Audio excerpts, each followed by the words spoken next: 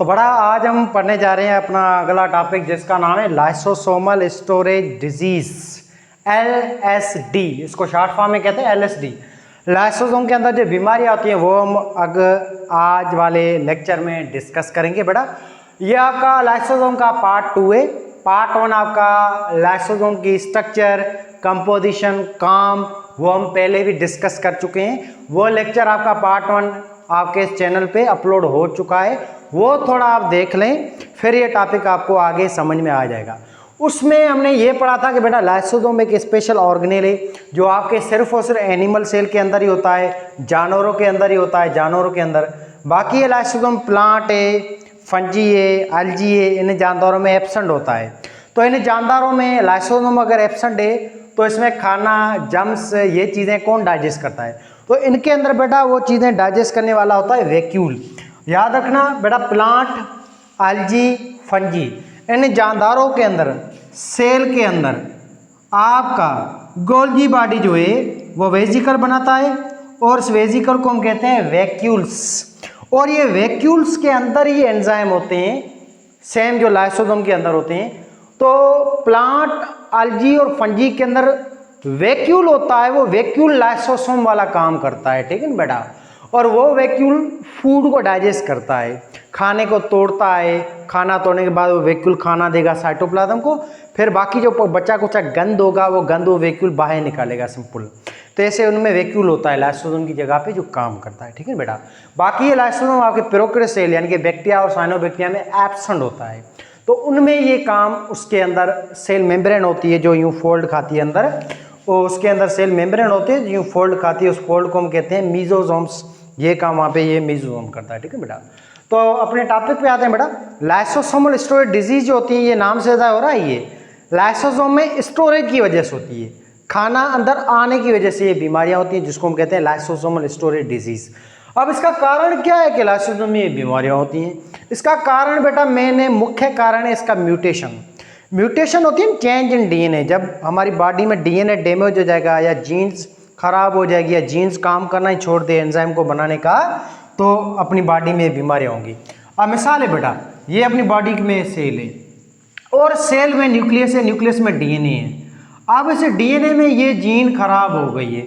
ये वो जीन थी जो प्रोटीन, लिपिड, कार्बोहाइड्रेट या शुगर्स वगैरह हैं उनको डाइजेस्ट करने के लिए एंजाइम बनाती थी, और ये जीन ही नहीं काम कर रही है, इस वजह से आरएनए नहीं बनेगा। आरएनए जब नहीं बनेगा तो राइबोसोम एंजाइम नहीं बनाएगा, किसके? लाइसोसोम के। इस वजह से उस लाइसोसोम में जब एंजाइम ही नहीं होगा तो वो खाना जब आएगा लाइसोसोम में, वो खाना डाइजेस्ट ही नहीं होगा बेटा।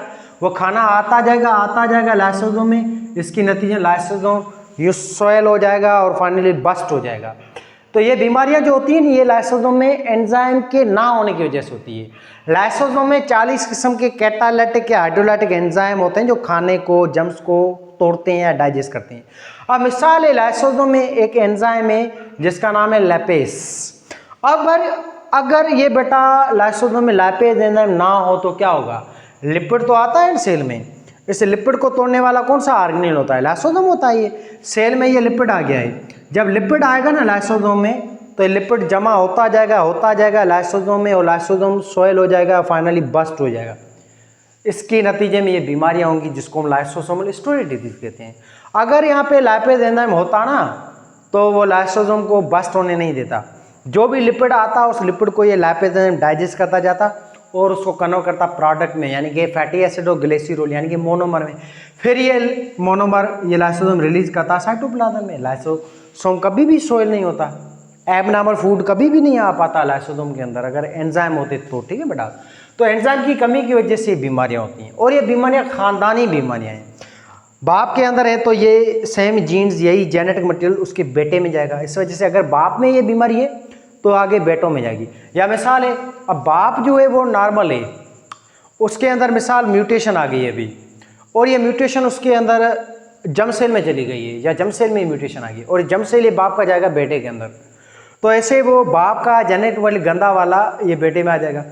तो बेटे में शुरू से जीन होगी ही नहीं जो एंजाइम बनाए लाइसोसोम के, इस वजह से उस बेटे में बीमारी हो जाएगी।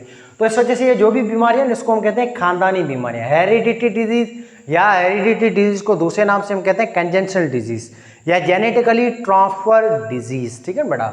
आगे में देखिए ये होती है due to lacks of enzyme, इसमें फूड जो है अक्यूमुलेट होता रहता है लाइसोसोम में, प्रोटीन लिपिड कार्बोहाइड्रेट, जिसके लाइसोसोम बस्ट हो जाता है, ये बीमारियां होती हैं। अकर्स इन चिल्ड्रेन, ये बीमारियां बच्चों में ही होती हैं, पैदाइश से ये बच्चे के अंदर ये एंजाइम होते ही नहीं है, जीन बनाने वाले जीन्स होती ही नहीं जो एंजाइम बनाए, इस वजह से इन बच्चों में ये बीमारियां होती हैं और ये बच्चे मर भी जाते हैं, 2-3 सालों के अंदर बेचारों की डेथ हो जाती है। और इन बीमारी का कोई इलाज नहीं है, क्योंकि इलाज हम उसका करें जिसकी हमें पता हो, जिसको हम डायग्नोस कर सकें। जैसे देखें अगर कोई बीमारी वायरस कराता है, बैक्टीरिया कराता है, या विटामिन की या मिनरल्स की डेफिशिएंसी से होती है तो उसका भाई इलाज है, एंटीबायोटिक है, वैक्सीन है, ड्रग्स। कैंसर का भी इलाज है, कीमोथेरेपी, रेडियोथेरेपी। ऐसे अगर मिनरल्स की कमी है तो मिनरल्स की सप्लीमेंट लेंगे, उस बीमारी को हम ठीक कर सकते हैं। पर ये म्यूटेशन की वजह से जो भी डिजीज होती है ना बेटा, अगर डीएनए डैमेज हो गया तो हमें कैसे पता चलेगा भाई कि फलां जीन जो है इसमें डीएनए में है ही नहीं, तो जीन का तो इलाज कर ही नहीं सकते। बात आ रही है समझ? इस वजह से इस बीमारी का कोई इलाज नहीं है, कोई इलाज नहीं है। और इस बीमारियां जो होती हैं लाइसोसोमल डिजीज के टाइप्स होती हैं। कुछ बुक्स में लिखा हुआ है कि लाइसोसोमल स्टोरेज डिजीज है अभी तक जो डिस्कवरी हुई वो 30 किस्म की होती हैं, और कुछ बुक्स में लिखा हुआ है कि लाइसोसोमल स्टोरेज डिजीज जो है उसके टाइप होते हैं 20। जो कुछ बुक्स हैं जो पुराने हैं 2015 या 16 में लिखे हुए हैं, पुराने बुक्स जो हैं उसमें 20 टाइप लिखे हुए हैं लाइसोसोमल स्टोरेज डिजीज के, और कुछ बुक्स जो हैं अभी नए आए हैं, अपडेटेड बुक हैं जैसे सिंटेक्स वगैरह है, उसमें लिखा हुआ है 30 टाइप्स होते हैं लाइसोसोमल स्टोरेज डिजीज के। या दूसरे जो बुक्स हैं ना आपके जो इंडियंस हैं या आपके फेडरल है, पंजाब है, उसमें लिखा हुआ है 20 टाइप के बीमारियां होती हैं। आगे चल रहे तो कौन सा ऑर्गन इन्फेक्ट होता है इस बीमारी में, वो एग्जैक्टली एब्सोल्युटली लाइसोसोम होता है, तभी तो नाम पड़ा लाइसोसोमल स्टोरेज डिजीज। ठीक है बेटा। आगे हम देखें तो लाइसोसोमल स्टोरेज डिजीज को एक्सप्लेन किया था 1965 में एक साइंटिस्ट ने, जिसका नाम था हर्ष साइंटिस्ट। ठीक है ना, आपका WG हर्ष। इसने बताया था, हर्ष साइंटिस्ट ने, कि लाइसोसोम में जो बीमारियां होती हैं वो म्यूटेशन की वजह से होती है, जीन खराब हो जाती है, उस जीन की वजह से एंजाइम नहीं बनता है, वो एंजाइम जब नहीं बनेगा तो उस एंजाइम जो जिस चीज़ को तोड़ता था, जिस सबस्ट्रेट को, वो सबस्ट्रेट या वो मालिक्यूल या खाना अगर आएगा लाइसोसोम में तो लाइसोसोम जो है सॉइल हो जाएगा, बस्ट हो जाएगा। इसके नतीजे में लाइसोसोम पूरे सेल को डैमेज कर देगा। अगर ये सेल ब्रेन का है तो ब्रेन काम करना छोड़ देगा, ब्रेन जो है मेंटल रिटार्डेशन हो जाएगा, कोई फिर बॉडी काम नहीं करेगी। जिस ऑर्गन में ये चीज़ हो वहाँ पे वो ऑर्गन डैमेज हो जाएगा, सिंपल सेल जो है वो मार देगा लाइसोसोम खुद। इसको हम कहते हैं आर्टिफिशियली या किसी खतरनाक म्यूटेशन की वजह से आपका लाइसोसोम पूरे सेल को बस्ट कर रहा है, लाइसोसोम पूरा बस्ट हो जाएगा, उसके एंजाइम आ जाएंगे सेल में, वो एंजाइम सेल को चट कर देंगे। ठीक है ना बेटा। तो इसने एक्सप्लेन किया था डैट दीज डिजीज, इस साइंटिस्ट ने कहा था, are cause due to absence of enzyme. जैसे इसने एक मिसाल दिया था कि लाइसोसोम के अंदर एक एंजाइम होता है बेटा, इस एंजाइम का नाम है अल्फा ग्लूकोसाइडेस। ये वो एंजाइम होता है जो ग्लाइकोजन को डाइजेस्ट करता है। आपके सेल में ग्लाइकोजन को कौन तोड़ता है? लाइसोसोम तोड़ता है बेटा। और ये ग्लाइकोजन जो है ये लाइसोसोम तब तोड़ेगा जब लाइसोसोम में एक एंजाइम होगा जिसका नाम है अल्फा ग्लूकोसाइडेस। अगर ये एंजाइम ही नहीं है तो क्या होगा? ग्लाइकोजन आता जाएगा लाइसोसोम में, वो आता जाएगा और लाइसोसोम में स्टोर होता जाएगा, अक्यूमुलेट होता जाएगा, जिसके नतीजे लाइसोसोम सॉइल होता जाएगा और बस्ट हो जाएगा। सिंपल। ये बस्ट क्यों हुआ? स्टोरेज की वजह से, खाना स्टोर होने की वजह से। खाना डाइजेस्ट ही नहीं हो रहा है, उसको डाइजेस्ट करने एंजाइम ही नहीं है अल्फा ग्लूकोसाइडेस, इसकी वजह से बीमारियां होती हैं। ठीक है ना। तो due to lack of this enzyme alpha glucosidase enzyme is absent, then glycogen is accumulate और store in lysosome, so it become soil and bust, then it cause disease। 30 किस्म की डिजीज है, जिसमें 3 जो डिजीज हैं कुछ बुक्स में मोटी मोटी जो है मेन डिजीज वो लिखी हुई है, जिसको हम डिस्कस करते हैं। एक बीमारी बेटा इसका नाम है टे सैक डिजीज, दूसरी बीमारी इसका नाम है क्रेफ्ट डिजीज एंड तीसरी है गाउचर डिजीज।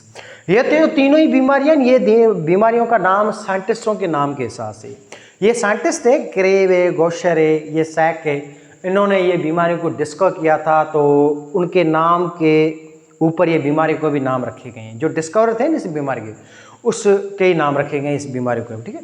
तो टे सेक क्या है डिजीज, ये डिजीज है जो टे सेक साइंटिस्ट ने डिस्कवर की थी। इस डिजीज में क्या होता है कि एब्सेंट होता है एंजाइम, सारी ही बीमारी में एंजाइम ही एब्सेंट होते हैं। इसमें एब्सेंट होता है लिपिड को डाइजेस्ट करने वाला एंजाइम। लिपिड को डाइजेस्ट करना एंजाइम होता है लैपेस, वो लाइसोसोम में अगर ना हो तो लिपिड स्टोर होता जाएगा आपके लाइसोसोम में, और लाइसोसोम फिर क्या हो जाएगा, बस्ट हो जाएगा, जिसके नतीजे में कौन सी बीमारी होगी बेटा, लैपेज एंजाइम की कमी की वजह से जो बीमारी होती है इस बीमारी का नाम है टे सेक डिजीज, ठीक है बेटा। जिसके नतीजे में क्या होगा, इम्पेयर्ड लिपिड अक्यूमुलेशन होगी लाइसोसोम में, जिसके नतीजे में मेंटल रिटार्डेशन होगी। सब बीमारियों में मेंटल रिटार्डेशन, दिमाग काम ही नहीं करेगा, सिंपल दिमाग जब काम नहीं करेगा तो कोई आगे नहीं काम करेगा, क्योंकि सारे ऑर्गन्स को काम करने वाला तो ब्रेन है बेटा, सबको कंट्रोल और कोऑर्डिनेट करने वाला तो दिमाग है। अब दिमाग क्या हो जाएगा, खराब हो जाएगा, मेंटल रिटार्डेशन हो जाएगी, बंदा अंधा हो जाएगा, और वो मन अफसोस से कहना पड़ता है वो बच्चा जो होता है उसकी डेथ हो जाएगी 2-3 सालों के अंदर। तो इसका कोई इलाज ही नहीं है, ये जीन्स ही नहीं है बेटा उसको बनाने वाले, जीन्स का तो हम इलाज कर ही नहीं सकते हैं, सिंपल बॉडी तो डेवलप हो चुकी है ना, अब तो इसमें हर सेल में वो जीन्स पड़ी है, कितनी कितनी जीन्स को हम इलाज करेंगे, और जीन को हम अच्छी तरह से ट्रेस भी नहीं कर पाते हैं सिंपल। आगे एक बीमारी है गॉशर डिजीज़। गॉशर जो डिजीज़ होती है इसमें भी एंजाइम्स की कमी होती है, और इसमें क्या होगा, लिवर है अपना, जेरा, जिगर, स्प्लेन, तिल्ली होती है, ये सोयल हो जाएंगे, इनलार्ज हो जाएंगे, जिसके नतीजे में क्या होगा, हमारी मेंटल रिटार्डेशन वगैरह ये सारी चीज़ें होंगी, एक्यूमुलेट होगा, खून खराब हो जाएगा और बच्चे की डेथ हो जाएगी सिंपल। और लॉन्ग बोन जो है वो भी एलोंगेटेड हो जाएगी सिंपल, ये स्वेलिंग की वजह से, खाना स्टोर होने की वजह से। तीसरी टाइप है क्रेब डिजीज़। क्रेब डिजीज़ ये भी एंजाइम की कमी की वजह से होती है। अब इन दो बीमारी में कौन से एंजाइम की कमी है वो किसी भी बुक्स में लिखे हुए नहीं है, जवाब तो मिल जाएगा आपको गूगल पे रिसर्च पेपर, मगर इतना डिटेल में टॉपिक हमें पढ़ने की ज़रूरत नहीं है, ठीक है। हमें बेटा वही चीज़ें पढ़नी है जो अपने बुक्स में लिखी हुई हैं, एनसीईआरटी है, एरएलएस है, आपका सिंटेक्स है, पंजाब टेक्स है, या फेडरल टेक्स है, केपी के बोर्ड का है, उसमें इसके जो कारण लिखे हुए नहीं तो हमें वो टेक्स्ट पढ़ने की ज़रूरत नहीं है। बहरहाल तो उसमें यही लिखा हुआ है कि ये जब बीमारी होगी ना तो इसमें क्या होगा बेटा, हमारा जो नर्व सेल होता है ना, nerve cell, neuron cell, nerve cell, दिमाग का जो सेल होता है इसको हम कहते हैं नर्व सेल। दिमाग का जो सेल होता है ना, नर्व सेल, इसको प्रोटेक्ट करने वाली एक शीट होती है जिसको हम कहते हैं माइलिन शीट। ये माइलिन शीट होती है नर्व सेल के बाहर जो उसको प्रोटेक्ट करती है, जो श्वान सेल या डेंड्राइटिक सेलों की बनी हुई है, न्यूरोग्लियल सेलों की, वो शीट डैमेज हो जाएगी सिंपल, तो न्यूरॉन की प्रोटेक्शन नहीं होगी, न्यूरॉन डैमेज हो जाएगा, दिमाग डैमेज हो जाएगा, मेंटल रिटार्डेशन हो जाएगी बच्चे के अंदर, ठीक है बेटा, दिमाग काम करना छोड़ देगा, और वो नन्हे से प्यारे से छोटे बच्चे की जो है ना वो डेथ हो जाएगी 2 साल के अंदर सिंपल।